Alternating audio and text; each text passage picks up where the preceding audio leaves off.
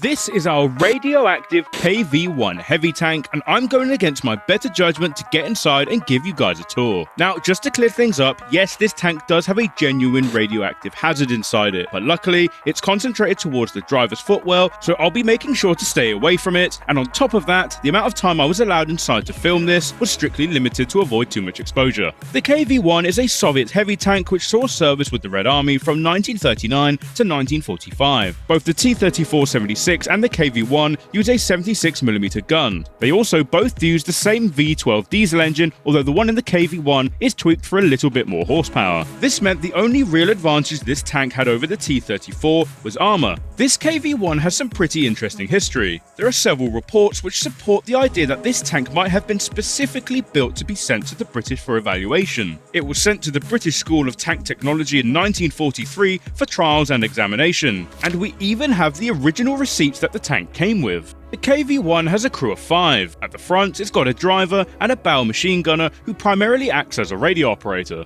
You've probably also noticed all the radiation stickers littered all over the dials. This is due to these dials being coated in radium paint, a self-illuminating paint which was commonly used in tanks in World War II, especially the American Sherman. And in the 3-man turret, you have a gunner, loader, and commander. The KV-1 has no turret basket, so when the turret is traversed, the crew have to shuffle about so they're not crushed by the gun. This basket, designed to catch the spent shell casings, takes up a lot of room, which resulted in this being one of the most difficult tanks I've ever got in and out of. There's also a complete lack of places to put your feet, making it quite tricky to get in and out of the turret. To make matters worse, this 3-man turret only has one hatch, a seemingly poor design choice, as even the early T-34s had a large enough hatch for the only 2 members of the crew in the turret. Whilst taking a moment to soak in the KV-1, along with some radiation, I realised just how poor the welding was inside the turret, and the inside of the manlet had been cut in an incredibly crude manner,